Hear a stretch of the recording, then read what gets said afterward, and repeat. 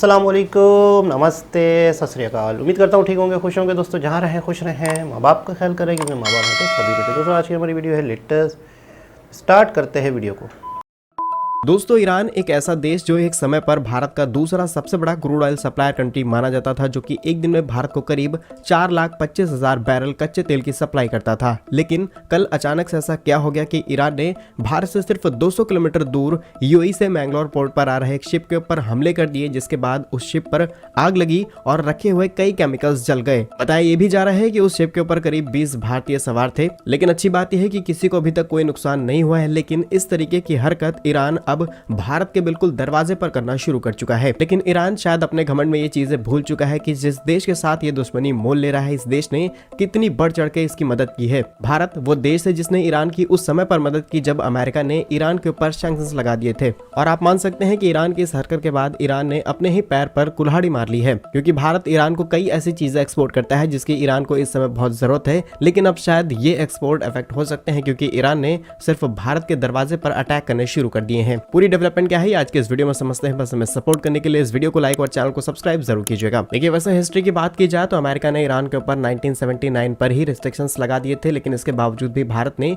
Iran के साथ में ट्रेड कंटिन्यू रखा। और ऐसा इसलिए कि अमेरिका कहीं ना कहीं भारत का साथ दे रहा था, क्योंकि भारत के साथ मिलकर के अमेरिका को चाइना को काउंटर करना था। और इसी चीज को ध्यान में रखते हुए जब इंडिया और ईरान ने अनाउंसमेंट की कि वो दोनों मिलकर के एक चाबार पोर्ट तैयार कर रहे हैं, जिसे 2003 से 2016 के बीच में लगभग तैयार किया जाएगा, तो इंडिया ने भी अनाउंसमेंट की कि वो इस प्रोजेक्ट के अंदर करीब $500 मिलियन की इन्वेस्टमेंट करने वाले हैं। इसके अलावा साल 2018 में ईरान ने भारत के साथ में एक एग्रीमेंट को भी साइन किया कि भारत इस पूरे पोर्ट को 18 महीनों के लिए अपने कंट्रोल में ले सकता है और यहाँ से जो भी कनेक्टिविटी है, चाहे वो यूरोप के अंदर जाना हो या फिर रशिया तक पहुंचने का शॉर्ट रूट, हम इसी रास्ते से कर सकते हैं। और वो रिलेशन अभी तक चलते आ रहे हैं, जहां पर साल 2021 में भारत ने ईरान को करीब $1.28 बिलियन के प्रोडक्ट एक्सपोर्ट किए हैं। वहीं साल 2022 में करीब $1.84 बिलियन का एक्सपोर्ट किया गया है। दोनों ही कंट्रीज अभी भी करीब $2.33 बिलियन के बायलैटरल ट्रेड्स करते हैं और ये ट्रेड्स करीब 21.76% की ग्रोथ रेट के साथ आगे बढ़ रहे हैं। जहां भारत ईरान से मेजॉरिटी ड्राई फ्रूट्स, केमिकल्स और ग्लासवेयर चीजें इंपोर्ट कराता है, वहीं हमारा एक्सपोर्ट्स ईरान में बहुत ज्यादा है। जहां भारत ईरान में राइस,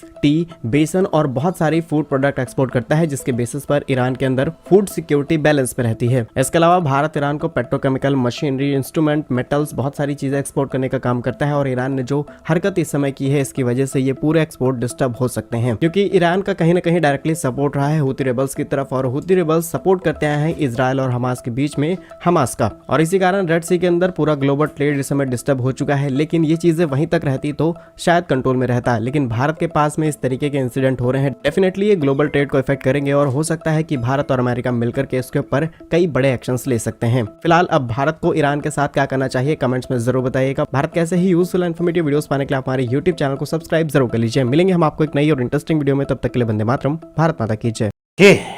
जी जनाब। अच्छा, एक तरफ तो ये सुनने में आ रहा है कि ईरान वीज़े के मामले में बहुत सपोर्ट कर रहा है। चाबहार में बहुत ज़्यादा जॉइंट इन्वेस्टमेंट हो चुकी है इंडिया की और ईरान की, और एक कॉरिडोर भी है जो ईरान के रास्ते से यूरोप तक जाने वाला है। तो बहुत सारे ऐसे प्रोजेक्ट्स हैं जो ईरान के साथ इंडिया के हैं।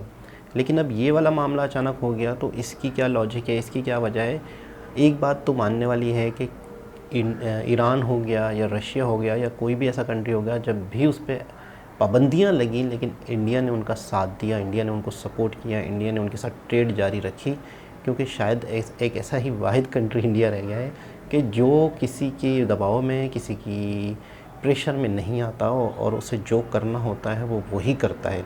तो ये अपने आप में एक बहुत बड़ी बात है, बहुत बड़ी डेवलपमेंट है। और दूसरी चीज़ ये है कि जब फंसता इंसान कब है या टेंशन में कब होता है, जब आपके दो तरफ ताल्लुकात हों और उन दोनों के ताल्लुकात आपस में अच्छे ना हों। ईरान के ताल्लुकात फ़लस्तीन वाले मामले में और हमास वाले मामले में, और ईरान के ताल्लुकात इंडिया वाले मामले में भी अच्छे हैं।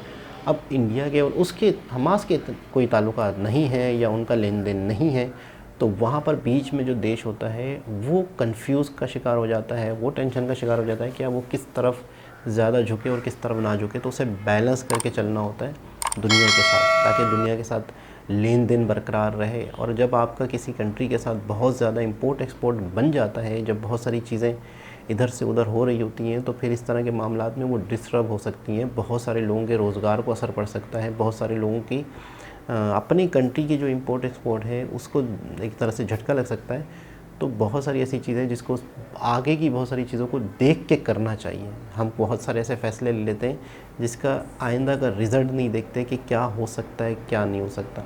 अब इसका नतीजा क्या निकलता है वक्त बताएगा।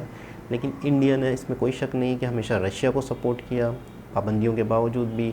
चाहे अमेरिका कुछ भी कहता रहे, ईरान को सपोर्ट किया, चाहे अमेरिका कुछ भी कहता रहे। और बहुत अच्छे ताल्लुकात हैं, ये पूरी दुनिया जानती है। दोबारा किसी और वीडियो के साथ आपसे मुलाकात होगी, जब तक के लिए